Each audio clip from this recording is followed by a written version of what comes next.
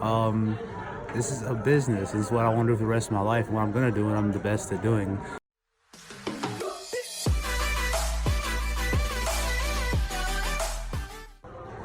What's up, guys? How's it going? So I'm out here in the village right now, my village. Wanted to talk to y'all about the vendor search and everything. A lot of people ask me, like with your factory and everything you guys do, why do you put so much time in meeting other people? Um, this is a business. This is what I want to do for the rest of my life, and what I'm gonna do, and I'm the best at doing. So yeah, meeting every single person that I possibly can that knows anything about this industry and works in it is very important to me. It keeps me in touch with my business, my reality of what's actually going on in this business.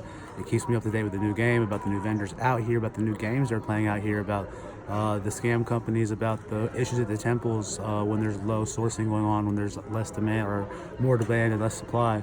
A lot of these things are hard to figure out if you don't speak a little bit of the language, but most people out here you meet that speak English, they are middlemen. So when you do really want to get to the owners of the factory, the landowners, the people actually making those moves out there, it does help to know a little bit of Hindi, a little bit of Tamil, a little bit of different languages, or have someone that you trust with you that does. So yeah, that's why I do it. Any city I go to in India, just like you can do, hair extensions, put it on Google, and get in a car.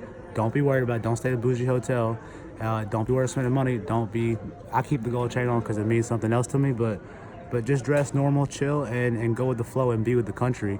And trust me, you will find what you're looking for. Most people I see coming out here don't do anything like that at all, which is why 6 years ago when I started and I was just renting cars and driving around different cities in India, I was so blessed to find the right connections, the right people, and eventually get the factory and make everything that we have right now.